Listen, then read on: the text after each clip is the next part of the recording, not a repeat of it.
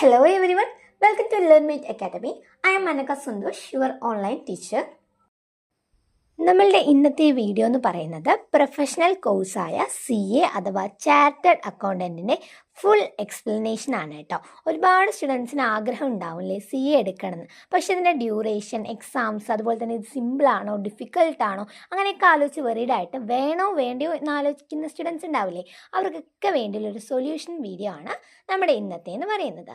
So നമുക്ക് വീഡിയോയിലോട്ട് പോവാം. അതിന് മുമ്പായിട്ട് എനിക്ക് പറയാനുള്ളത്, ആദ്യമായാണ് നിങ്ങൾ ഈ ചാനൽ കാണുന്നതെങ്കിൽ തീർച്ചയായും സബ്സ്ക്രൈബ് ചെയ്ത് സപ്പോർട്ട് ചെയ്യണേ.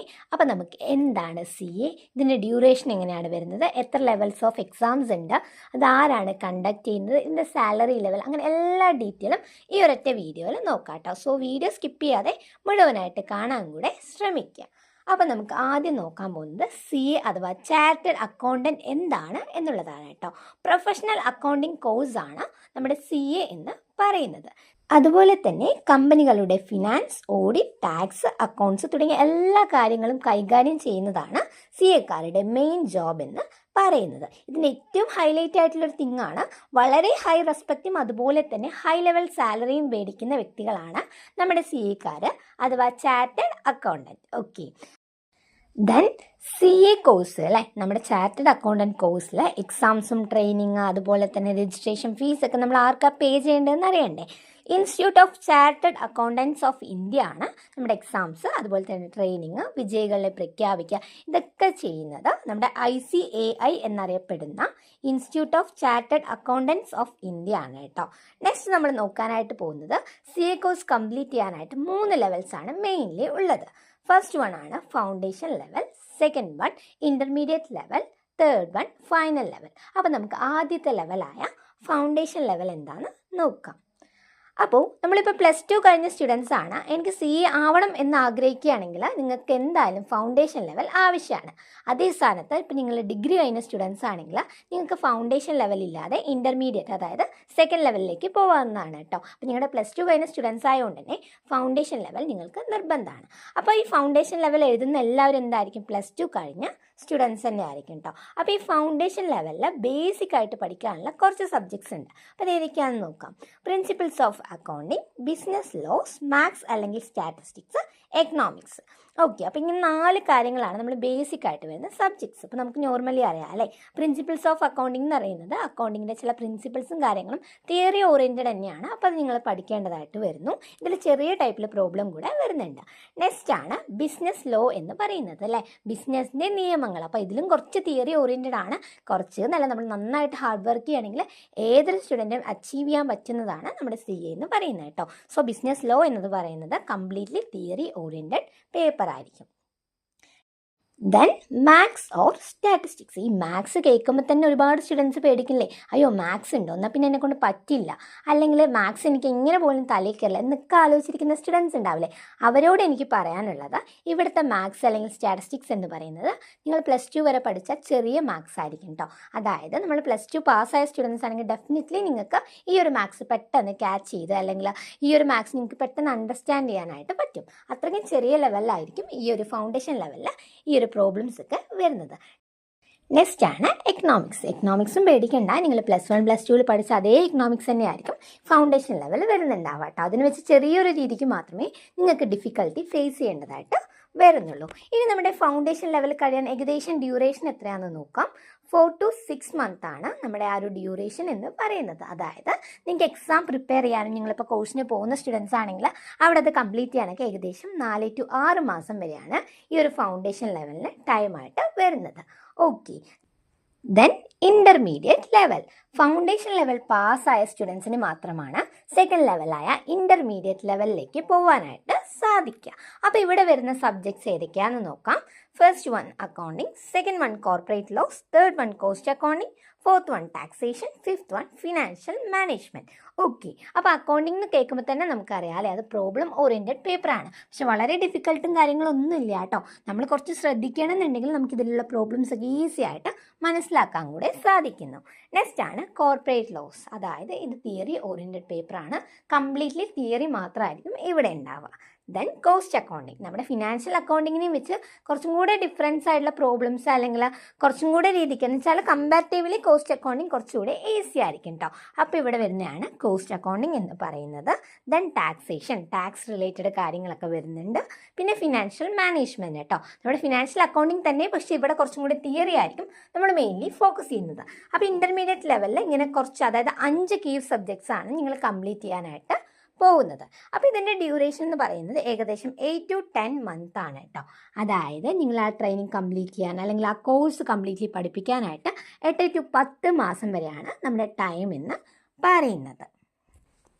ഓക്കെ, ദെൻ ഫൈനൽ ലെവൽ അഥവാ 3rd ലെവലാണ് കേട്ടോ.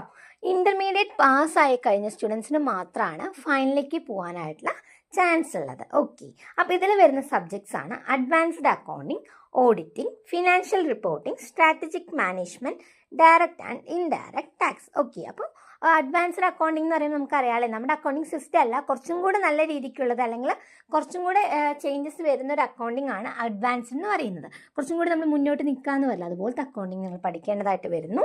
പിന്നെ ഓഡിറ്റിംഗ് ഉണ്ട് അല്ലേ, ഒരു കമ്പനിയിൽ അവിടെയുള്ള അക്കൗണ്ട്സ് ചെക്ക് ചെയ്യുന്ന ഡ്യൂട്ടീനെയാണ് ഓഡിറ്റിംഗ് എന്ന് പറയുന്നത്. അപ്പോൾ ഓഡിറ്റിംഗ് റിലേറ്റഡ് ആയിട്ടുള്ള കാര്യങ്ങൾ വരുന്നുണ്ട്. പിന്നെ ഫിനാൻഷ്യൽ റിപ്പോർട്ടിംഗ്, നമ്മുടെ എല്ലാ സ്റ്റേറ്റ്മെൻറ്റ്, അതായത് നമ്മുടെ പൈസയുമായി ബന്ധപ്പെട്ട റിപ്പോർട്ടിംഗ് കാര്യങ്ങളൊക്കെ വരുന്നു. പിന്നെ സ്ട്രാറ്റജിക് മാനേജ്മെൻറ്റ്, ഇതൊരു തിയറി ആയിരിക്കും. അതുപോലെ തന്നെ ഡയറക്റ്റ് ആൻഡ് ഇൻഡയറക്റ്റ് ടാക്സസിനെ കൂടെ നിങ്ങൾ പഠിക്കേണ്ടതായിട്ട് വരുന്നുണ്ട്. ഇതിൻ്റെ ഡ്യൂറേഷൻ എന്ന് പറയുന്നത് അപ്രോക്സിമേറ്റ്ലി 1 year ആണ് കേട്ടോ. അതായത് മേ ബി 1 year ആവാം, അല്ലെങ്കിൽ 1 year കഴിഞ്ഞ് ഒരു 2 months കൂടി എക്സ്ട്രാ വരുന്നതായിരിക്കും. അപ്പോൾ ഫൈനൽ ലെവലിൻ്റെ ഡ്യൂറേഷൻ എന്ന് പറയുന്നത് 1 year ആയിരിക്കും. ഓക്കെ, ദെൻ ആണ് ആർട്ടിക്കിൾഷിപ്പ് അഥവാ ട്രെയിനിങ് അല്ലേ. നമ്മൾ കേൾക്കാറുണ്ട് എല്ലാത്തിലും. നമ്മൾ വർക്ക് ചെയ്യുന്ന മീൻസ് പഠിച്ചാൽ മാത്രം പോരാ, നമുക്ക് എന്ത് ചെയ്യണം, അവിടെ തന്നെ ഒരു ഇൻറ്റേൺഷിപ്പ് പോലെ വരുന്നുണ്ട്. അപ്പോൾ അതിനെയാണ് നമ്മൾ ആർട്ടിക്കിൾഷിപ്പ് എന്ന് പറയുന്നത്. CA കോഴ്സ് കഴിഞ്ഞാൽ ഏറ്റവും ഇമ്പോർട്ടൻ്റ് ആയിട്ടുള്ളൊരു പാർട്ടാണ് ആർട്ടിക്കിൾഷിപ്പ് അഥവാ ട്രെയിനിങ് എന്ന് പറയുന്നത്. 3 വർഷത്തെ പ്രാക്ടിക്കൽ ട്രെയിനിങ് ആണ് നമ്മുടെ CA കോഴ്സിനുള്ളത് കേട്ടോ. അപ്പം നിങ്ങൾ ആലോചിക്കുന്നുണ്ടാവും അല്ലേ, ആർട്ടിക്കിൾഷിപ്പ് 3 വർഷം എന്ന് പറയുമ്പോൾ വെറുതെ പണിയെടുപ്പിക്കുകയാണോ എന്നുള്ളത്. പക്ഷെ അങ്ങനെയല്ല. ഈ ആർട്ടിക്കിൾഷിപ്പ് 3 വർഷം ചെയ്യുമ്പോഴും നിങ്ങൾക്ക് ഒരു മന്തിൽ ഇത്ര രൂപ എന്നൊരു ഇൻകം കിട്ടുന്നതായിരിക്കും കേട്ടോ. അപ്പം നമുക്കിനി ഇതിൻ്റെ ഫുള്ളായിട്ടുള്ള ടോട്ടൽ ഡ്യൂറേഷൻ അല്ലെങ്കിൽ മൊത്തത്തിൽ എത്ര ടൈമാണ് ഈ ഒരു CA കോഴ്സിന് എടുക്കാമെന്ന് നോക്കാം. അപ്പോൾ ഈ CA കോഴ്സ് ഫുള്ളായിട്ട് കംപ്ലീറ്റ് ചെയ്യാൻ 4 to 5 years വരെയാണ് ഡ്യൂറേഷനായിട്ട് വരുന്നത്. ഓക്കെ, ദെൻ നമുക്ക് സാലറി നോക്കാം. നമ്മുടെ ഇന്ത്യയിലുള്ള സാലറി എങ്ങനെയാണ് CA എന്ന് നോക്കാം. അപ്പോൾ സ്റ്റാർട്ടിംഗ് സാലറി എന്ന് പറയുന്നത് 6 ലക്ഷം to 10 ലക്ഷം വരെയാണ് കേട്ടോ പെർ ഇയർ. അതായത് ഒരു വർഷത്തിൽ 6 ലക്ഷം മുതൽ 10 ലക്ഷം വരെ കിട്ടാനായിട്ട് ചാൻസ് ഉണ്ട്. ഈ 6 ലക്ഷം പറയുമ്പോൾ തന്നെ നമുക്ക് അറിയാമല്ലേ, മാസം 50,000 രൂപയാണ്. അപ്പോൾ നിങ്ങൾ ആലോചിക്കൂ, 6 to 10 ലക്ഷം വരെ നമുക്ക് ഫ്രഷേഴ്സിന് കിട്ടാനായിട്ട് ചാൻസ് ഉണ്ട്, അതും per year. Okay, then experienced ആണ്, നിങ്ങൾക്ക് കുറച്ചും കൂടെ ഒരു 2 years ഒക്കെ വർക്ക് ചെയ്തിട്ടുണ്ട് എന്നുണ്ടെങ്കിൽ 15 ലക്ഷം മുതൽ 25 ലക്ഷം അല്ലെങ്കിൽ 25 ലക്ഷത്തിൻ്റെ മേലെ വരെ നിങ്ങൾക്ക് കിട്ടാൻ ചാൻസ് ഉള്ളൊരു ഹൈ സാലറി ജോബാണ് CA എന്ന് പറയുന്നത്. അത് നിങ്ങൾ നല്ല കമ്പനീസിലാണ് വർക്ക് ചെയ്യുന്നത് എന്നുണ്ടെങ്കിൽ എന്താണ്, നല്ല സാലറി അതിനനുസരിച്ച് ഇൻക്രീസ് ആവും. അല്ലെങ്കിൽ നിങ്ങൾ സ്വന്തമായിട്ട് ഓഫീസ് ഇടുകയാണെന്നുണ്ടെങ്കിലും നിങ്ങൾക്ക് അതിനനുസരിച്ച് നല്ലൊരു ഇൻകം കിട്ടുന്ന ഒരു നല്ല ജോബ് തന്നെയാണ് CA എന്ന് പറയുന്നത്. അത് മാത്രമല്ല, ഫിനാൻഷ്യലി കുറച്ചും കൂടി നല്ല സെറ്റിൽ ആവണം, അല്ലെങ്കിൽ എൻ്റെ ഫാമിലി കുറച്ചും കൂടെ ലോ ആണ്, അല്ലെങ്കിൽ ഹൈയിലേക്ക് എത്തിക്കണം എന്നൊക്കെ ആഗ്രഹിക്കുന്ന സ്റ്റുഡൻസ് ആണെങ്കിൽ നിങ്ങൾക്ക് പറ്റിയൊരു ബെസ്റ്റ് ഓപ്ഷനാണ് CA അഥവാ ചാർട്ടേഡ് അക്കൗണ്ടൻറ്റ് എന്ന് പറയുന്നത്. ഓക്കെ, ഇനി വരുന്നത് എല്ലാവർക്കും ഒരു കോമൺ ഡൗട്ടാണ്, ഈ CA എക്സാം ആക്ച്വലി ടഫ് ആണോ, ഇത് എന്നെക്കൊണ്ട് എടുക്കാൻ പറ്റുമോ, ഇത് ഡിഫിക്കൾട്ടാണോ എന്നൊക്കെ ഇങ്ങനെ ആലോചിക്കുന്ന സ്റ്റുഡൻസ് ഉണ്ടാവില്ലേ. അപ്പോൾ അവരോട് എനിക്ക് പറയാനുള്ളത്, CA എക്സാം ശരിക്കും ടഫ് തന്നെയാണ്. പക്ഷേ ഇതിൻ്റെ പാസ്സാവാനുള്ള ഒരു പെർസെൻറ്റേജ് എന്ന് പറയുന്നത് വളരെ കുറവാണ് കേട്ടോ.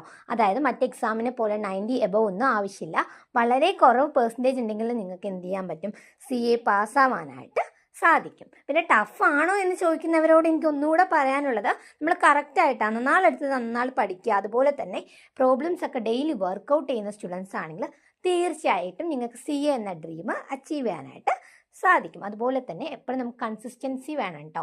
അതായത് ഇന്ന് പഠിച്ചു നാളെ പഠിക്കാനിരിക്കുക അങ്ങനെയൊന്നും പറ്റില്ല. CA എടുക്കുകയാണെങ്കിൽ നിങ്ങളുടെ ലൈഫ് തന്നെ അതിൽ സ്പെൻഡ് ചെയ്ത് നല്ല രീതിയിൽ ഹാർഡ് വർക്ക് ചെയ്യണം എന്നുണ്ടെങ്കിൽ നിങ്ങൾക്ക് ഡെഫിനറ്റ്ലി CA എന്ന ഡ്രീം അച്ചീവ് ചെയ്യാനായിട്ട് സാധിക്കും. ഓക്കെ, ഇനി നമ്മൾ നോക്കാനായിട്ട് പോകുന്നത് CA ചെയ്ത് കംപ്ലീറ്റ് ചെയ്ത് കഴിഞ്ഞാൽ നമുക്ക് കിട്ടാൻ പോകുന്ന ജോബ്സ് എന്തൊക്കെയാണെന്നാണ്. ഓക്കെ, അതിൽ ഫസ്റ്റ് വൺ ആണ് ഓഡിറ്റർ. ഓഡിറ്റർ എന്ന് വെച്ചാൽ നമുക്കറിയാമല്ലോ, ഒരു കമ്പനിയിലെ എല്ലാ അക്കൗണ്ട്സും കറക്റ്റ് ആണോ എന്ന് ചെക്ക് ചെയ്യുന്ന വ്യക്തികളാണ് ഓഡിറ്റർ എന്ന് പറയുന്നത്. നെക്സ്റ്റ് ആണ് ടാക്സ് കൺസൾട്ടൻ്റ് അല്ലേ, ടാക്സ് റിലേറ്റഡ് കാര്യങ്ങളൊക്കെ നോക്കുക, അതൊക്കെ കറക്റ്റ് ആണോ എന്നൊക്കെ ചെക്ക് ചെയ്യുക. Then financial analyst. ഫിനാൻഷ്യൽ എന്ന് പറഞ്ഞാൽ തന്നെ നമുക്കറിയാമല്ലേ, പൈസപരമായിട്ടുള്ള കാര്യങ്ങളൊക്കെ ചെക്ക് ചെയ്യുക. ദെൻ കമ്പനി അക്കൗണ്ടൻറ്റ്, നമ്മുടെ കമ്പനിയിൽ മെയിൻ അക്കൗണ്ടൻ്റ് ആവുക, അല്ലെങ്കിൽ കമ്പനിയിൽ തന്നെ ഒരു അക്കൗണ്ടൻ്റ് ആയിട്ട് കയറുക. അപ്പോൾ നിങ്ങൾ ആലോചിക്കണം, നോർമൽ അക്കൗണ്ടൻറ്റ് പോലെയല്ല, ഇതൊരു പ്രൊഫഷണൽ അക്കൗണ്ടൻ്റ് ആണ് നമ്മുടെ CA എന്ന് പറയുന്നത്. നെക്സ്റ്റ് ആണ് ഓൺ പ്രാക്ടീസ്, അഥവാ സ്വന്തമായിട്ട് ഓഫീസ് തുടങ്ങാൻ കൂടെ നമുക്ക് CAക്കാർക്ക് സാധിക്കുന്നു എന്നാണ് പറയുന്നത്. ഇനി ഞാൻ ജനറലായിട്ട് പറയുകയാണെങ്കിൽ CAക്കാരുടെ ഇത്രയും അത്യാവശ്യം ഈ ഒരു സൊസൈറ്റിക്ക് എന്താണെന്ന് ചോദിക്കുകയാണെങ്കിൽ, ഒരു കമ്പനി സ്റ്റാർട്ട് ആവണം എന്നുണ്ടെങ്കിൽ CAക്കാരുടെ സിഗ്നേച്ചർ വേണം. ആ ഒരു കമ്പനി എല്ലാം പരിശോധിച്ച് ഓക്കെ ഇനി നാളെ തൊട്ട് അല്ലെങ്കിൽ നാളെ തൊട്ട് ഈ കമ്പനിക്ക് പണി തുടങ്ങാം എന്ന് പറയുകയാണെങ്കിൽ CAക്കാരുടെ സിഗ്നേച്ചർ ഉണ്ടെങ്കിലേ സാധിക്കുള്ളൂ. ഓക്കെ, അപ്പോൾ CAയുമായി ബന്ധപ്പെട്ട എല്ലാ ഡൗട്ടും ക്ലിയർ ആയി എന്ന് വിചാരിക്കുന്നു. അതുപോലെ തന്നെ ഇനിയും എന്തെങ്കിലും ഡൗട്ട് ഉണ്ടെങ്കിൽ നിങ്ങൾക്ക് കമൻറ്റ് സെക്ഷനിൽ അറിയിക്കാവുന്നതാണ് കേട്ടോ. ഇതുപോലുള്ള അപ്ഡേറ്റ്സ് ഒക്കെ കൃത്യമായിട്ട് കിട്ടാനും നിങ്ങളുടെ ഡൗട്ടും കാര്യങ്ങളൊക്കെ ക്ലിയർ ചെയ്യാനും വേണ്ടിയിട്ട് ഒരു ഗ്രൂപ്പ് ഓൾറെഡി ക്രിയേറ്റ് ചെയ്തിട്ടുണ്ട്. അതിൻ്റെ ലിങ്ക് ഞാൻ ഡിസ്ക്രിപ്ഷൻ ബോക്സിനകത്ത് കൊടുക്കുന്നുണ്ട്. വീഡിയോ ഇഷ്ടമായെങ്കിൽ തീർച്ചയായും ലൈക്ക് ചെയ്യണം, ഷെയർ ചെയ്യണം, സബ്സ്ക്രൈബ് ചെയ്യണം. അടുത്തൊരു വീഡിയോയുമായി നമുക്ക് വീണ്ടും കാണാം.